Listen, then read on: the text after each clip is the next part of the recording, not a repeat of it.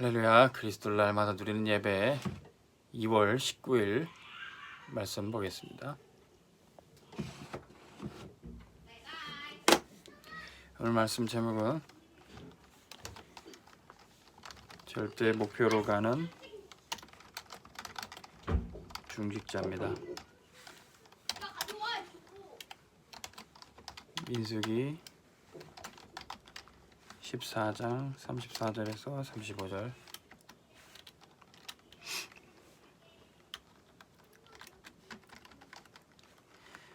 이스라엘 백성들이 출애굽하였지만 이 광야라는 시간표가 있었죠. 가나안 땅에 바로 들어가는 것보다 이 광야라는 시간표, 하나님께서 왜 이곳으로 인도하셨습니까?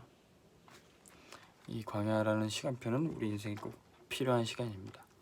이스라엘 백성들도 하나님을 불신앙하고 원망도 하였지만 이 광야에서 가깃뿌리 체질이 바뀌어지는 시간을 경험하게 됩니다.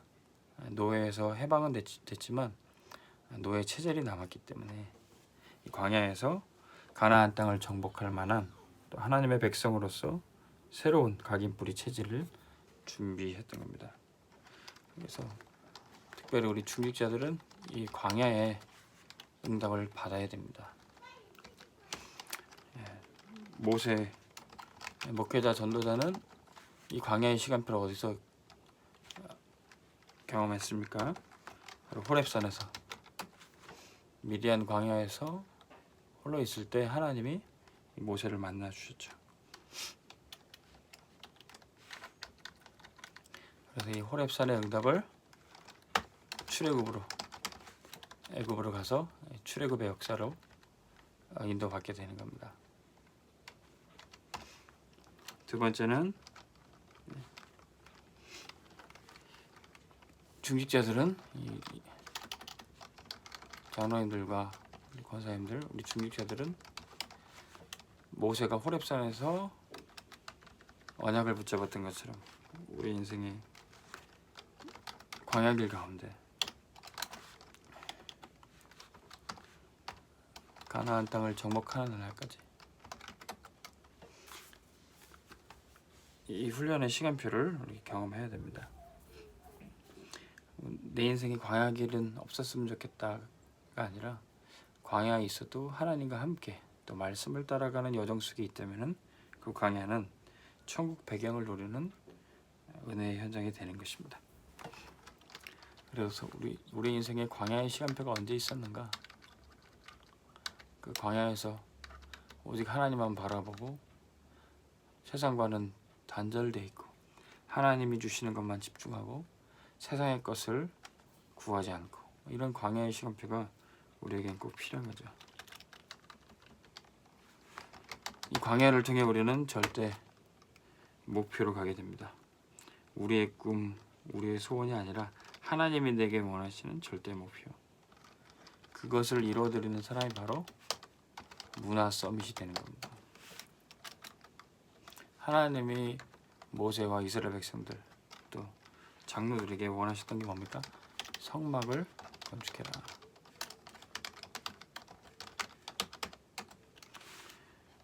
자, 성막과 성전을 건축할 때 어떻게 할 수 있습니까?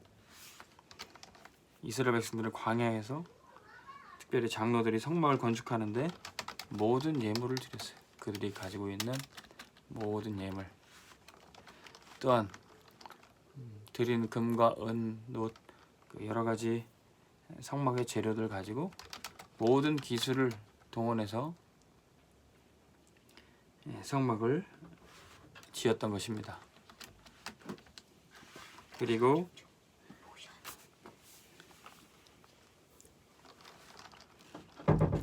모든 시간을 다해, 우리의 모든 마음을 다해 이 성막과 성전을 건축했던 것입니다. 중직자들이 이 응답을 받고 또 모든 성도들이 함께 여기에 쓰임 받아야 되겠죠. 또한 광야길 가면서 또 수많은 위기와 이 전쟁을 맞이하게 됩니다. 광야를 가는 가운데 이스라엘의 장로들 중직자들이 이것을 막았던 것이죠. 광야에서 아말렉 족속들이 대적하였습니다. 민수기 14장 43절에서 45절. 이 아말렉과의 전투. 이때 모세는 이 싸움에 중보기도하는 기도 배경이 되어주었어요. 여호수아가 싸우는데 모세가 손을 높이 들고 기도할 때는 여호수아와 이스라엘 군대가 승리했고, 모세가 힘이 빠져서 손이 내려갈 때는 이스라엘이 패했던 겁니다. 그것을 보고 아론과 훌이 또 두 팔을 붙잡고 모세의 손이 떨어지지 않도록 계속 함께 기도팀이 됐던 거죠. 전도자의 목회자의 기도 배경 속에 우리 중직자들은 현장에서 이런 영적 싸움을 하는 것입니다. 들면서는 교회 교육자와 사역자는 현장을 잘 모르죠. 교회 안에서 영적 싸움을 하지만 진짜 현장에서 치열하게 영적 싸움을 하시는 분들이 우리 장로님, 권사님들이죠. 때로는 이 법은 가지고 있다고, 때로는 전도한다고 핍박도 받습니다.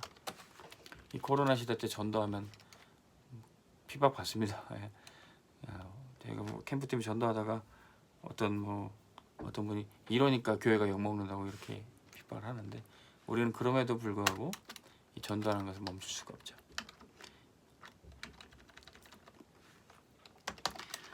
자, 그리고 이 중직자들 중심으로 가나안 땅을 정복하게 됩니다.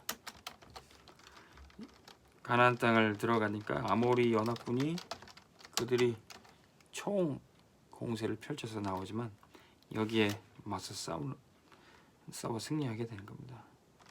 때로는 세상의 모든 것들이 다 연합하여 우리를 대적할 수도 있어요. 지금 마치 교회를 모든 정부와 세상 여론과 세상 모든 뉴스들이 교회를 굉장히 대적하는 그런 시간표입니다.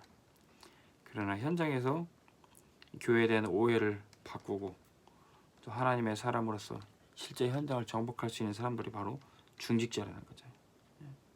교회는 뭐 어떻다 이런 사람들이 오해가 있을 수 있습니다. 근데 현장에서 진짜 응답받고 정말 언약 제대로 붙잡고 전도운동하는 그 중직자 한 사람이 있다면 교회에 대한 오해, 복음에 대한 오해들이 다 풀리게 되는 것이죠.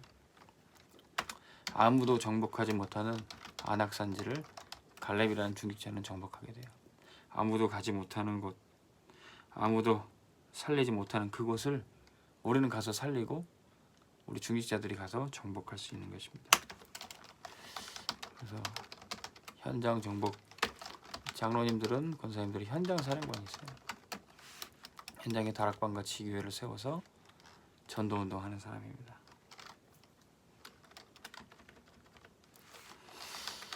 그런 말씀, 언제든지 우리 중직자, 장로님, 권사님들은 여론에 이끌리지 말고 진리가 무엇인가 항상 진리의 편에 서시길 바랍니다.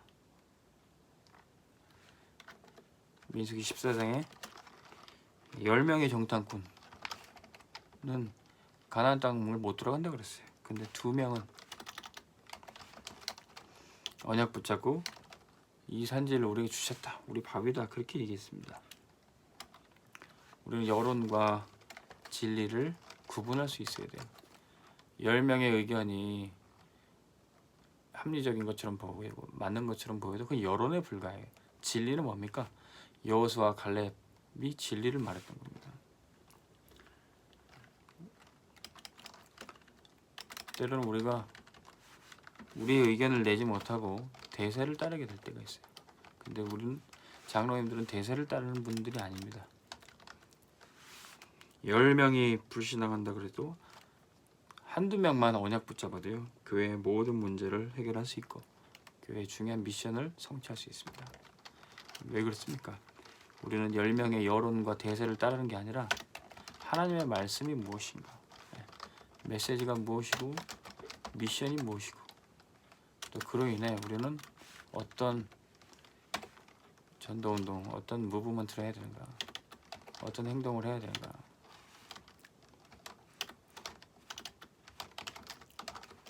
3M입니다. 미션, 메시지, 미션, 무브먼트. 하나님 말씀 속에서 우리 장로님들은, 중직자들은 이것을 찾아야 되는 것이죠. 말씀을 듣고 전혀 내 마음속에 남는 메시지가 없다면 말씀을 안 듣는 거죠.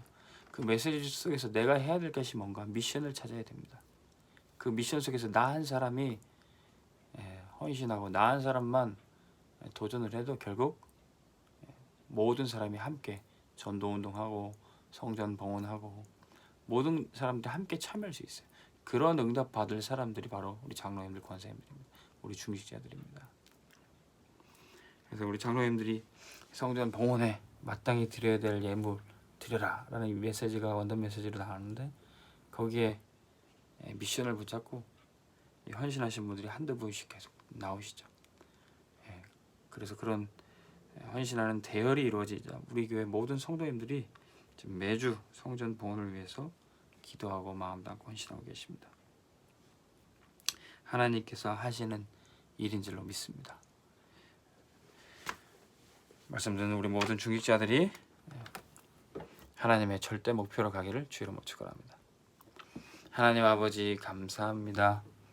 광야의 시간표 가운데 오직 하나님과 하나님의 말씀에만 집중하게 하여 주옵소서.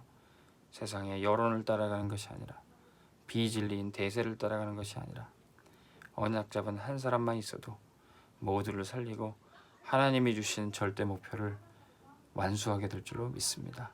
하나님, 우리에게 맡겨주신 성전 봉헌과 렘넌트 키우는 것과 현장에서 전도하고 어떤 핍박에서도 이 복음 지키는 것을 우리가 생명 걸고 감당케 하여 주옵소서. 예수 그리스도의 이름으로 기도합니다. 아멘. 승리하시기 바랍니다.